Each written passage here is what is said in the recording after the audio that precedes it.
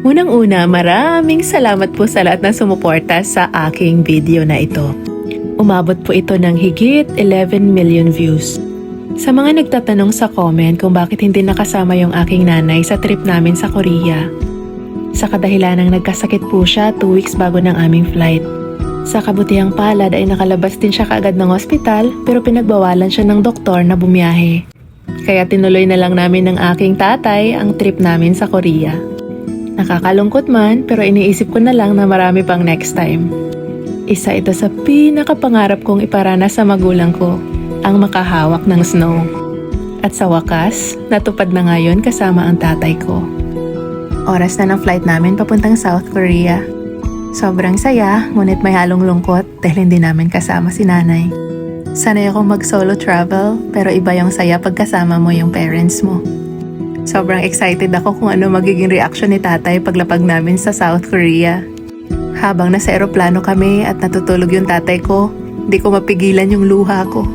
Nasabi ko sa sarili ko na, finally, thank you Lord, dahil naabot ko ang isa sa mga pangarap ko. And finally, annyeonghaseyo!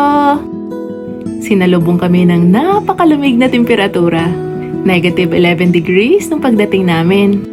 Sa labas pa lang ng airport, sobrang nag-i-enjoy na kami ni tatay.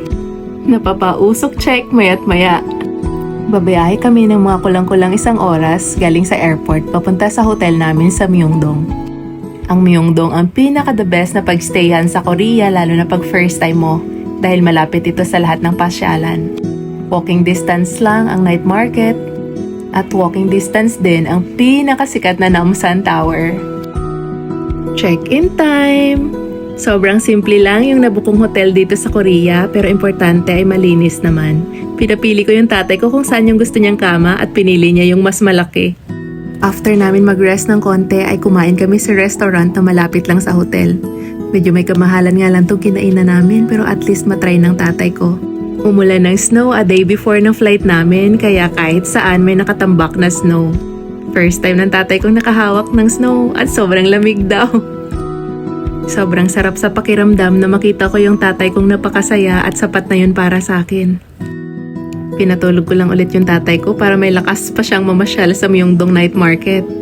Siyempre nagkakaedad na at ayaw ko ring magkasakit siya sa ibang bansa. Sobrang chill lang namin nung gabing yon. Para kaming mga bata na walang problema. Kumain, naglakad-lakad, tawanan dito, tawanan doon. Sinubukan namin yung mga kakaibang street foods. Doon ko din na-realize na sobrang sarap palang kasamang mag-travel ni tatay. Sobrang game niya sa lakaran. Mayat maya tinatanong ko siya kung okay lang siya o nalalamigan ba siya. At lagi niya din akong sinasagot na baka mas nalalamigan pa ako. At doon nagtapos ang day 1 namin sa Korea.